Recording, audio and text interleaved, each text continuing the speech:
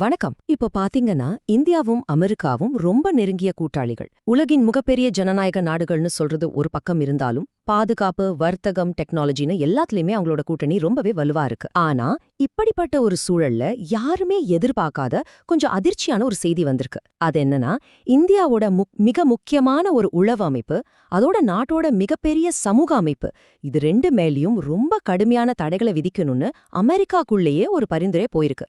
இது எப்படிங்க சாத்தியம்? இதுக்கு பின்னாடி என்ன இருக்கு? வாங்க இத பத்தி கொஞ்சம் ஆழமா பார்க்கலாம். இந்த கேள்விதான் இந்த முழு விவாதத்தோட மையப்புள்ளி. யோசிச்சு பாருங்க, ஒரு பக்கம் R&W, அதாவது நம்மளோட ரிசர்ச் அண்ட் அனாலிசிஸ் விங். சிம்பிளா சொல்லணும்னா இது அமெரிக்காவோட CIA மாதிரி, நம்ம நாட்டோட பாதுகாப்புக்கு மிக மிக முக்கியமான ஒரு அமைப்பு. இன்னொரு பக்கம் RSS, அதாவது ராஷ்டிரிய ஸ்வயம் சேவக் சங். லட்சக்கணக்கான இல்ல கோடிக்கணக்கான உறுப்பினர்கள் இருக்கிற ஒரு மாபெரும் அமைப்பு.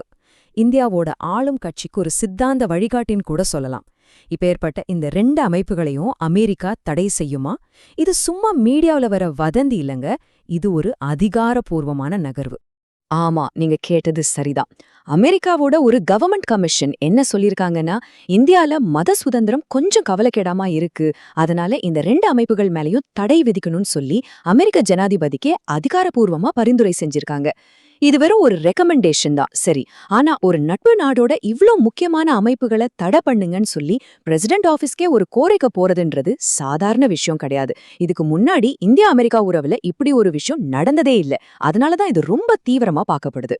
சரி, அப்போ இந்த பரிந்துரையோட ஆணி வேற என்ன? ஏன் அமெரிக்கா திடீர்னு இப்படி ஒரு கடுமையான நிலைப்பாட்டை எடுக்கணும்? இதை ரெக்கமெண்ட் பண்ணின அமைப்பு எது? அவங்களோட நோக்கம் என்ன? அவங்க சொல்ற இந்த தடைகள் அப்படின்னா என்ன அர்த்தம்? வாங்க இப்போ ஒவ்வொன்னா விரிவாக பார்க்கலாம். இந்த பரிந்துரைக்கு பின்னாடி இருக்கிறது USCIRF அப்படிங்கிற அமைப்பு, அதாவது US commission on international religious freedom. இவங்க அமெரிக்க அரசாங்கத்தால் நியமிக்கப்பட்ட ஒரு சுயாதீனமான ரெண்டு கட்சிகளும் சேர்ந்த ஒரு ஆணையம். இவங்களோட ஒரே வேலை என்னன்னா, உலகம் முழுக்க இருக்கிற நாடுகள்ல மத சுதந்திரம் எப்படி இருக்கு, மைனாரிட்டிஸ் எப்படி நடத்தப்படுறாங்கன்னு கண்காணிச்சு அமெரிக்க ஜனாதிபதிக்கு ஒரு ரிப்போர்ட் கொடுக்கறது தான். இவங்க சொல்றது சட்டம் கிடையாது, கவர்மெண்ட் அதை கேட்டே ஆகணும்னு அவசியமும் இல்ல. ஆனா அவங்களோட ரிப்போர்ட் அமெரிக்காவோட வெளியுறவு கொள்கையை மாத்தக்கூடிய அளவுக்கு ரொம்ப பவர்ஃபுல். அதனாலதான் இவங்க இந்தியாவை பத்தி சொல்ற இந்த விஷயம் இவ்ளோ சீரியஸா பார்க்கப்படுது. சரி, இந்த தடைகள் அப்படின்னு சொல்றாங்களே, அப்படின்னா என்ன?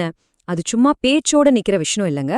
முதல்ல RNAW மற்றும் RSSக்கு அமெரிக்காவில் ஏதாவது சொத்துக்களோ பேங்க் அக்கவுண்ட்ஸ்களோ இருந்தா எல்லாத்தையும் முடக்கிடுவாங்க.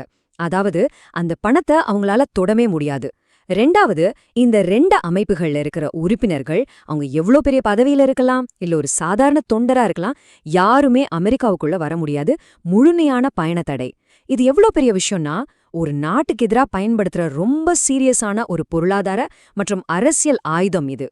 இந்த விஷயத்துல ஒரு இன்ட்ரெஸ்டிங்கான ட்விஸ்ட் என்னன்னா, இதுக்கு இந்தியாக்குள்ள இருந்தே சப்போர்ட் வருது.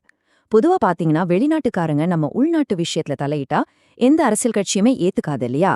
ஆனா இங்க பாருங்க, இந்தியாவோட முக்கிய எதிர்க்கட்சியான காங்கிரஸ் அமெரிக்கா RSS தடை பண்ணணும்னு சொல்றத ஓப்பனாவே வரவேற்றிருக்காங்க. காங்கிரஸை பொறுத்த வரைக்கும் RSSோட சித்தாந்தம் நாட்டு ஒற்றுமைக்கு நல்லதில்லைங்கிறது அவங்களோட நீண்ட கால கருத்து. இப்ப அமெரிக்காவே இதை சொல்லும் போது அவங்க நிலப்பாட்டுக்கு ஒரு சர்வதேச அங்கீகாரம் கிடைச்ச மாதிரி அவங்க பாக்குறாங்க. இதனால இந்த விஷயம் இன்னும் சிக்கலாகுது. இப்ப நமக்கு ஒரு கேள்வி வரும். சரி, வெளிநாடு தான் இப்படி சொல்லுது, நம்ம நாட்டுக்குள்ளேயே RSSக்கு இந்த மாதிரி ஏதாவது வரலாறு இருக்கா? இதற்கு முன்னாடி இந்த அமைப்பு தடை செய்யப்பட்டிருக்கா? பதில், ஆமாம், செய்யப்பட்டிருக்கு. RSS அமைப்பு ஒரு தடையை எதிர்கொள்வது இது முதல் தடவை கிடையாது. ஒன்னு இல்ல, ரெண்டு இல்ல, மொத்தம் 3 முறை. ஆமாங்க, சுதந்திர இந்தியாவுல நம்ம அரசாங்கமே நாட்டின் பாதுகாப்பு நலனை கருத்துல கொண்டு RSS அமைப்பை 3 வெவ்வேறு காலகட்டங்கள்ல தடை செஞ்சிருக்கு. ஒவ்வொரு தடவையும் நாட்டுல ஒரு பெரிய நெருக்கடி நடந்தப்போதான் இந்த தடை வந்திருக்கு. அந்த 3 தருணங்களையும் இப்போ பார்க்கலாம் வாங்க. முதல்ல 1948ல மகாத்மா காந்தி கொல்லப்பட்ட உடனேயே அப்போதைய நேரு அரசாங்கம் RSS தடை செஞ்சாங்க. வெறுப்பு பிரச்சாரம் செய்றாங்க, நாட்டுல வகுப்புவாதத்தை தூண்டுறாங்கன்னு காரணம் சொன்னாங்க. அடுத்து 1975ல இந்திரா காந்தி எமர்ஜென்சி கொண்டு வந்தப்போ இது ஜனநாயகத்துக்கு ஆபத்தான சக்தின்னு சொல்லி மறுபடியும் தடை செஞ்சாங்க. மூணாவதா 1992ல பாபர் மசூதி இடிக்கப்பட்ட பிறகு நாடு முழுவதும் ஏற்பட்ட கலவரங்களுக்கு இவங்கதான் காரணம்னு சொல்லி தடை வந்தது. இங்க நாம கவனிக்க வேண்டிய ஒரு விஷயம் என்னன்னா, இந்த 3 தடவையுமே காங்கிரஸ் ஆட்சியில் இருந்தப்பதான் நடந்தது. இது ஒரு முக்கியமான வரலாற்று பதிவு. சரி, இவ்ளோ வருஷமா இருக்கிற இந்த அமைப்புகளை பத்தி இப்ப ஏன் அமெரிக்கா இவ்ளோ தீவிரமா யோசிக்கணும்? உங்களுக்கு தெரியும், இந்த USCRF பரிந்துரை வந்தது டொனால்ட் ட்ரம்ப் அமெரிக்கா ஜனாதிபதியா இருந்தப்ப. அதனால இந்த பரிந்துரையோட உண்மையான தாக்கத்தை புரிஞ்சுக்க நாம ட்ரம்போட தனிப்பட்ட கணிக்க முடியாத ஒரு ஸ்டைல பத்தியும் கொஞ்சம் தெரிஞ்சுக்கணும். இதுக்கு முன்னாடி இருந்த அமெரிக்க ஜனாதிபதிகள் எல்லாருமே அவங்க எந்த கட்சியா இருந்தாலும் சரி, பொதுவா டெமோக்ரஸி, ஹியூமன் ரைட்ஸ்னு சில கொள்கைகள் அடிப்படையில தான் வெளியுறவு கொள்கை முடிவுகளை எடுப்பாங்க. அவங்க பாலிசி பெரும்பாலும் கணிக்கக்கூடியதா இருக்கும். ஆனா ட்ரம்ப் அப்படி இல்ல. அவரோட பாலிசி ரொம்ப சிம்பிள். அதுக்கு பேரு டிரான்சாக்ஷனல். அதாவது நான் உனக்கு இதை கொடுத்தா நீ எனக்கு என்ன தருவ, இதுதான் அவரோட கணக்கு. எல்லாமே ஒரு பிசினஸ் டீல் மாதிரி தான். அதனால இந்தியா கூட ஏதாவது ஒரு பெரிய டீல் பேசும்போது இந்த தடை விஷயத்த ஒரு பிரஷர் டாக்டிக்கா யூஸ் பண்ண அவர் கொஞ்சம் கூட யோசிச்சிருக்க மாட்டாருன்னு பலரும் பயந்தாங்க. இதுக்கு ஒரு நல்ல உதாரணம் சொல்லணும்னா, நம்ம பிரதமர் முன்னெடுத்த சர்வதேச சூரிய சக்தி கூட்டணி, அதாவது இன்டர்நேஷனல் சோலார் அலையன்ஸ்ல இருந்து ட்ரம்ப் திடீர்னு அமெரிக்காவை வெளியெடுத்தார். யாருமே இதை எதிர்பார்க்கல. உலக அரங்கைய அது அதிர்ச்சிக்குள்ள ஆகுச்சு. அவரோட இந்த மாதிரி கணிக்க முடியாத குணத்தால தான் மத்த ஜனாதிபதிகள் ஒருவேளை கண்டுக்காம விட்டுருக்கக்கூடிய இந்த USCIRF பரிந்துரைய அவர் இந்தியா மேல பிரஷர் போட ஒரு பேரம் பேசும் கருவியா யூஸ் பண்ணிடுவாரோன்னு ஒரு பெரிய பயம் அப்போ சர்வதேச அரசியல் நிபுணர்கள் மத்தியில இருந்தது. சரி, ஒருவேளை ஒரு பேச்சுக்கு வச்சுக்குவோம். இந்த தடைகள்லாம் நிஜமாவே வந்துட்டா என்ன ஆகும்? அதோட விளைவுகள் எப்படி இருக்கும்? இது வெறும் 2 அமைப்புகளை பாதிக்கிறதோட நிக்காதுங்க. இது இந்தியா, அமெரிக்கா இந்த 2 நாடுகளோட மொத்த உறவையுமே ஆட்டங்காண வச்சிடும். இது ஒரு மிகப்பெரிய புவிசார அரசியல் பிரச்சனையா மாறிடும்.